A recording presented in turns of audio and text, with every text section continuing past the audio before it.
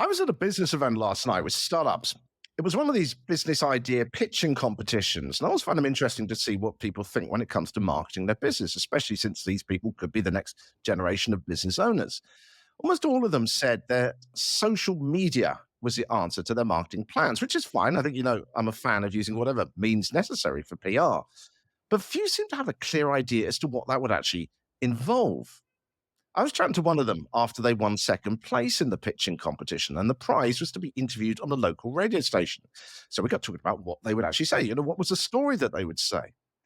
And here's the thing, and I don't blame the person. They don't know PR and comms, perhaps like you and me, but the story was really muddled. There were a lot of different aspects to it. And I said, look, you've got to get this down to one clear story with a few core messages that's going to resonate with the target audience. I chat to people from military PR to local events to local shops to Fortune 500 company PRs, and many come on this show. And the thing you see with all the best of them is that they're good at telling us the clear and interesting story. And today I am joined by Seth Linden from Dukas Linden PR in New York. And he's someone who's built a PR company in the financial space and the business services space by telling good stories. First of all, hello to you, Seth. Thank you so much for joining us today. I mean, does it surprise you that people don't really realize the value of story? First of all, delighted to be with you, and thank you for having me. It's a pleasure. It's such a pleasure to have you too. Thank you. Absolutely. Does it surprise me that people don't know the value of story? I think it's more that people don't know how to tell a story. Yeah. I think that's the distinction. And I have said for a long time, I certainly am not the originator of this thought, but everybody has a good story. Everybody does. You don't have to be famous at all to have something in your life that's fascinating and interesting. It's just a question of how do you convey that? And I think at a broadly philosophical level, we know that's the case, but also at a corporate level, can you make your story as a company interesting? And there obviously we can talk about what that means, but it's more about conveying the story. So, I mean, everyone feels they've got a story in them. It's a bit like the fact that everyone wants to write a book. Not that I would ever get around to it, but Hmm. we all want to do that. So what is the problem then? Why is it that people like last night are just sort of going, look, I'm going to do some social media? They're not sort of thinking, well, what is my story? What is my strategy? What is the way I'm going to engage my target audience? Why do you think that is? Well, you gave a very good analogy. So most people, if they wrote professionally or were dedicated to writing, probably do have a book in them. All of us have something in our lives that makes us distinctive and fascinating to listen to. But most people don't either have the ability or the desire to write a book. Most of us can, right? It's the same thing in sharing a story from a public relations perspective. It's not just about getting on social media and saying what you think. There has to be strategy, and there also has to Yeah. be an interesting way of crafting the narrative. And you either learn how to do that as a corporate executive or as an entrepreneur, or you work with fellow professionals like us to figure out how to tell that story. But there's an art to it, and there's a science to it, and you have to combine those talents. So what is it, do you think, that needs to be got across to emphasize the need to write a good story? I mean, what message do you think people need to hear? I mean, well, maybe what should I have said at that event last night that would have convinced them of the value of the need for a good story? So I think, as you know, I came out of the broadcast world. And I remember early on, I had a news director who said, the reason why it's called news is because the word new is in it. There's something new. Mhm. And that often gets lost. You need to have some sort of new perspective. And if you don't have a new perspective, then you at least need to have an insight that matches what's going on in the news. And sometimes, particularly with entrepreneurs, they're very excited about their idea, but they don't connect that idea to the broader universe of what's going on in the world. So if I tell you I've created a great widget, unless I can explain what that widget does to address a broader problem, and then think about, well, how do I make a distinction between that widget and every other widget that does something similar, you lose audience very quickly. So it really is thinking like a news person. And I have to say, our team has built, thank God, a business based on the idea of seizing the news and being able to say, how do we break through what is a larger macro cycle to tell a story? That's a key element, I think, for that audience that you spoke about. Well, tell us a bit about some of the story development that you're doing at the moment. I mean, without naming any clients, but I mean, what sort of things are you seeing right now? I mean, you've been having client meetings all day today. What sort of stuff are you seeing in the financial and business services space? Well, there's definitely concern about what is the future of the economy, interest rates, and certainly the elections in the US. And what will that mean, both from a markets perspective, meaning the stock market moving forward, but also in terms of regulation and also general sentiment. And we're in a period, certainly in the US, I think on either side of the aisle, where you feel a sense of unease.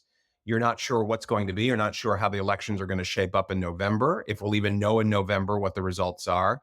And that plays into, I think, a little bit of both consumer and investor anxiety right now. And you have to be able to address that as somebody commenting on the news. You have to know that that sentiment Mm. is there. Nobody, or it's certainly very few people, are looking and saying, boy, everything is just easy street. We're going to have 2 more years of a great economy. There's uncertainty, and you have to be able to understand that and tap into that mindset. So, what is it that you're actually doing in terms of your process as a PR company within that? So, you're putting out comments on behalf of clients, and what is the kind of objective of that? What are you trying to do within that sort of uncertain space? Well, there are a few objectives. One is certainly you want to show leadership. As a company, you Mm. need to be able to show that you have a view on what's going on, that it's an authoritative view, and that it's a calm, good, measured view. That I Mm. think is very important. Just by speaking in a thoughtful, measured way, that already is important to corporations and individuals. So, you're telling the story. We know what we're talking about. You can trust us. I think it's a little more subtle. It's more Yeah. that we have a very good point of view. We may not have all the answers, but we're going to run a steady ship regardless of what happens. And this is what we think is happening. Mm. But if it's overconfident, actually, then I think it takes away from some of the thoughtfulness. That's interesting. So, how do you steer that line? That's fascinating. Probably very much in the way that you think about your work. It's about not only what you're saying, but how you say it. It's tone and texture. Yeah. And certainly we've seen across the globe in political environments, et cetera, that when you use too much of a blunt instrument in the way that you speak, you actually can lose confidence. It's a balance. It's Mm. being able to, again, show thoughtfulness and poise, but not so much so that you look like you're just campaigning and trying to sell the next greatest thing since sliced bread. It's that Yeah. balance. Um, I would call it middle of the road, moderate approach in many respects. I'm just curious. I mean, I know very little about the financial services space, but it's somewhere where the slightest wrong word can devalue a company, can't it? So how do you approach that, getting that message right? It's funny. I don't think that in most instances it's one wrong word. Right. Most interviews are really about, in our experience, it's about thought leadership, Yeah. meaning you're giving an opinion, you're giving a perspective, you have a chance to correct that perspective. That's how I think most interviews uh, end up being taking place. Where it's a broader stakes is something, let's say, like the recent presidential debate between President Biden and President Trump. You know, that early on became apparent that that wasn't just one misstep, that was a series of missteps, which ultimately led to changes in what we're seeing now. And Mm. I think without taking a view on either side of the aisle, clearly it was not a good night for President Biden because there was an overall perception of being able to not be in control in the way that he wanted to. So I don't always know that it's that one moment. Occasionally, yes, that happens, but most of the time you have a chance to correct your comments. It's more about the broader picture. How did you come across overall? So if you have an interview where you're just totally not at ease and maybe you weren't prepared, that has the broader impact. Mm. What about within financial services again? I mean, how has it much has it changed? I was saying just before we started recording this, I was watching an interview of you 5 years ago, and a lot of the themes of what you were talking about, just in general with PR, are still very true. But how has the sector you're working in changed? What sort of trends have you seen there? Several trends. First of all, we are in an ever more volatile news cycle. So I think attention spans are shorter. Um, Reporters can be harder to reach in the sense that they have a lot to cover and you've got to be really relevant to their coverage. We're in a hybrid world, so we're back to a point where newsrooms are functioning more as they used to, but at the same rate, reporters are also working from different locations. So getting to those reporters requires even more skill. And social media has become even more volatile and I would say more disruptive. So you're dealing, I think, in summary, with a cycle that is probably a little bit more cynical or a lot more cynical. You've got to be quicker and to the point. Not that I'm doing that right now, and and it's ever flowing and moving, and it moves faster and faster.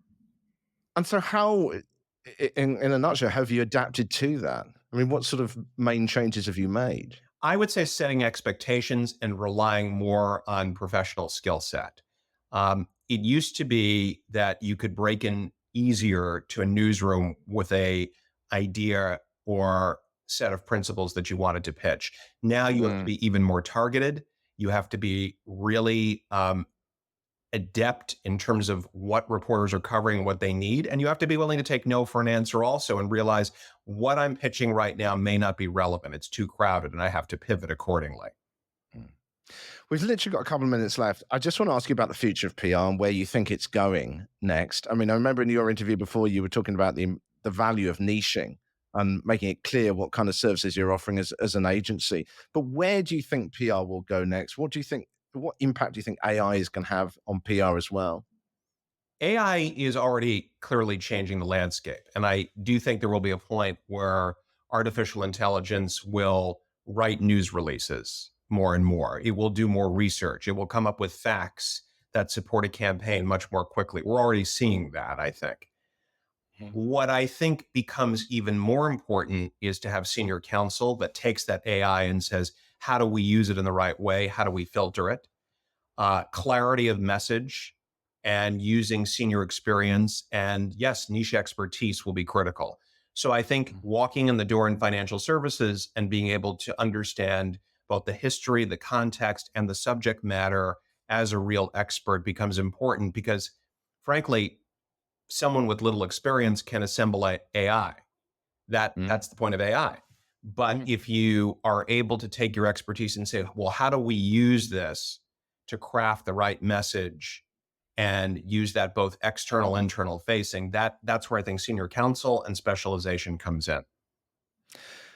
So it's that bit of it's like the argument of that AI is better than a human, but AI plus a human will always be better than AI. I agree with that. And I think that's true in other fields. Take, Mm. whether it's transportation, whether it's medicine, you need that combination of the smart, caring human along with the best in class technology.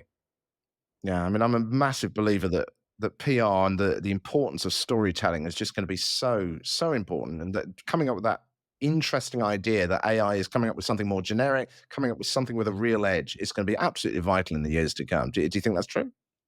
I think that AI will be a large tool that we Mm. use. But today I came directly to this interview from a media tour that we did with a Fortune 500 client. And I will tell you that the in person dynamics matter and that they really Mhm. help shape the course of an interview and the ability to connect. Why do I say that? Because I think if you've got AI leading the information behind the story, but you have the human connectivity plus that, I think that's a winning strategy. I think it's the same as to why, even despite Zoom and Teams and the online world, we still want to connect as human beings. I think Yeah. that combination, hybrid, I think is the word. Yeah. There's just that subtlety to that human connection, isn't it? Yes. Yeah. Plus, I think we are people. We want to be able to connect on an emotive level. And I don't think AI replaces that, but AI will make us better informed to do our jobs, I hope. S- Seth, it's absolutely great catching up with you. How can people find out more about you? Please come to our website, dlpr.com, and would love to hear more from you. And this has hopefully been an informative conversation. It was great to speak with you. It'd be lovely to talk to you again. Let's catch up again soon. That sounds great. Thank you for the time.